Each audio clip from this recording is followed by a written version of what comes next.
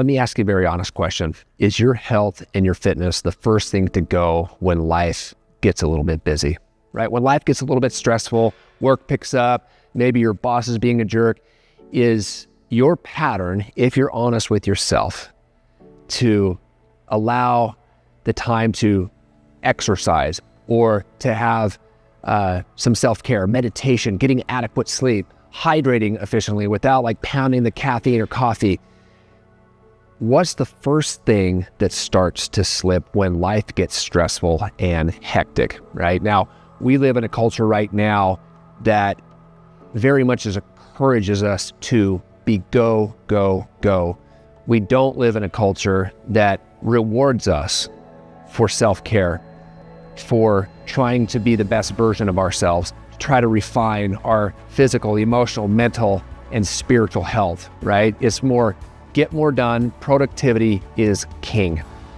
I want to ask the question, does it really make sense to hustle and to get more done, all the while we're putting our health and our wellness needs at the bottom of the totem pole? Think of it just from a left brain perspective, okay? Productivity being king, yet we are putting our health and our wellness at the bottom of the totem pole, and therefore we're decreasing our capacity to be productive in the first place.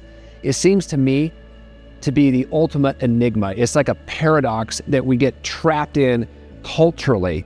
And it's just more. I can't tell you how many guys, especially in their 40s plus, entrenched in their careers where they're trying to provide, they're feeling the stress, they're feeling the anxiety, and even subconsciously they start to let themselves go. Maybe one day it's, I don't have time, so they cop out to a fast food joint. Again, no judgment there, but that's what life has had them do. Or maybe they don't get to the gym because they're worn out after work. The only thing they care about is going home, plopping down on the couch and having some relief, like by eating some food that tastes good, but is probably not the most healthy of choices, right? So we live in this whirlwind. We live in this culture where patternistically we are encouraged, maybe not verbally, but if you look at the trends of society, we are encouraged to continue to be famished, to continue to go, to put ourselves at the bottom of that totem pole. But what if there is a better way? What if, and just bear with me as we talk about this, what if we started to make our health and fitness our number one priority? Now, when I say that, I want you to feel within your soul, within your heart, like what does that do to you when I say put your health and your fitness as your number one goal, not number two, not number three, number one? Do you have feelings of, well, yeah, but Griff, I got a family to raise, or I got commitments at work, or this and this and that? If the mind starts to come up with these ideas with guilt or shame or excuses, why is that? Why do we naturally default to such lower level thinking when, if let's scale back, what am I asking us to do is put our health and wellness, our fitness, and fitness is a bad term. As a holistic life coach, I'm looking at the whole picture. We're looking at the whole wellness bubble. Why shouldn't we have that at the top of the totem pole? Why shouldn't that be our number one priority? Why do we have to default to guilt, to shame, self-loathing if we don't get enough done in a day? This, in my opinion, is one of the biggest scourges and diseases that is facing modern men, especially in their 40s and above, because we can't get over the guilt, we can't get over the pressure. And you're talking to a guy that's experienced all and still experiences all of those emotions. It drives me crazy sometimes. And I find myself, I have to pull myself out of the quicksand, shall we say, and really reprioritize, okay, and say, what is most important in my life? So today I want to ask you to change your mindset. If you're willing to adopt a new mindset, it's going to take work. I'm going to give you 5 steps that can pull you out of the mud and free you up. And this has been a godsend for me, so I'm happy to share it. The first step is what I call, I've coined this my AAA solution. The first A stands for awareness. You have to become aware of what your current patterns are. If you are putting your health and your wellness at the bottom of the totem pole, you have to bring that to your awareness. Most people are not even aware. Most guys are not even aware. They get so in the rat race, it's not even a reality to them. So first thing, awareness. Number two is acceptance. Now, this is an interesting concept because for most people, the concept of acceptance is really hard because as men, I'll be the first to admit, I've got an ego. Do you? I'm sure you do, like we all do. It's hard to admit when we're doing something that is not self-empowering. It's really hard to admit to something that might not add to our character. And so we like to pretend inwardly that it doesn't exist. But if we're not accepting of our own deficits, if we're not accepting of our own shortcomings, how on earth are we ever going to do the third A, which is take action to correct it? Okay?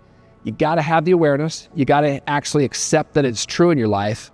And then you have to also take whatever action it is needed to change the old worn out pattern.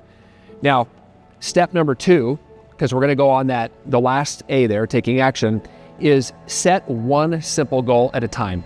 I'm not asking you to make sweeping change. I'm not asking you to overwhelm yourself. Look at one element and make it an easy, low-hanging fruit. What's one thing that you can change right now for the better, right? What's one thing that you can make sure that your health and your wellness is coming first rather than last? Now, it might look like you commit, and this sounds maybe a little cliche, but maybe even a 10-minute walk every day, without question. You're saying, I'm going to make this one step for 2 weeks, ease into it. But what you're doing is you're committing to yourself and you're making that a top priority. You don't say, I'm going to do a walk if my boss doesn't yell at me, if I don't have to work overtime, if my wife's not pissed off at me. None of that. It's just, I'm going to get my walk in, period. One thing. That's step number two. Now, step number three is once you get the ball rolling by setting a small goal, is the next goal needs to be up on the intensity scale. So a little bit bigger of a goal, a little bit more audacious, if you will. So if it was taking the 10-minute walk, maybe the next goal, once you've mastered that, the next goal might be, well, I am going to work on my sugar consumption. I know this is a little bit more of a burden, and you set yourself a goal of, all right, I'm going to be around 45 grams of sugar because normally I was at 75, or maybe that's too much. Maybe you go from 75 down to 60, and that's enough for you, right? But it's a little bit bigger of a goal. And this same pattern is going to replicate like a snowball going down the mountain, getting bigger and bigger until over time you feel and you've demonstrated to yourself that you're capable of bigger and bigger goals. And this is what creates lifestyle change. This is what creates momentum in your life. Step number 4 is to make your health and your wellness a absolute non-negotiable. If you look at what you're doing here, your health and your fitness within the goal that you're setting, so at the level of the goal right now that you're setting, that I'm asking you to set, it's got to be a non-negotiable, number 1. But above and beyond that, in general, when it comes to your life, I'm asking you, and to be very open-minded about this, and also bring it into your heart, like run it through there, run it through your head, run it through your heart. Are you willing to make your health and your wellness your number 1 non-negotiable priority over everything, okay? I know that's a big one to swallow, but when you do that, let me just offer you the grace of saying, when you put yourself first with your health and your wellness, you're also prioritizing all of your loved ones. You are prioritizing your career. You're prioritizing your hobbies. Everything that's important to you, you're putting it at a higher pedestal, and you're showing and you're demonstrating that that is unique and important and very compelling in your life because you're putting in the action and the hoof work to prove it. Most people are just talk, but you're actually doing something about it, okay, which needs to be applauded and acknowledged. Now, number 5, last but not least, is give yourself grace as you make changes. I'm not asking you to be Superman. I'm not asking you to do some unreasonable thing. You know, there's so many videos on the internet. It's like 5 steps to this. Like, these are very doable steps. These steps are, I'm not claiming are easy, but when you fall, not if, when you fall short of perfection, get up, dust yourself off, be okay with it, and love yourself through the process. Again, I advocate the PEMS model: physical, emotional, mental, and spiritual. On the spiritual side, you are a spiritual being that is trying to better yourself. Give yourself grace, give yourself acknowledgement. You're doing the very best that you can. You're not meant to be a robot. You're not meant to be perfect right out of the gate. You're meant to be you. You're meant to be imperfect. You're meant to fall. Get up, be the warrior, brush it off, and get going again. One thing at a time, okay?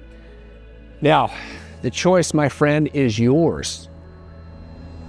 We can continue, you can continue to go back through the old path. What are you used to?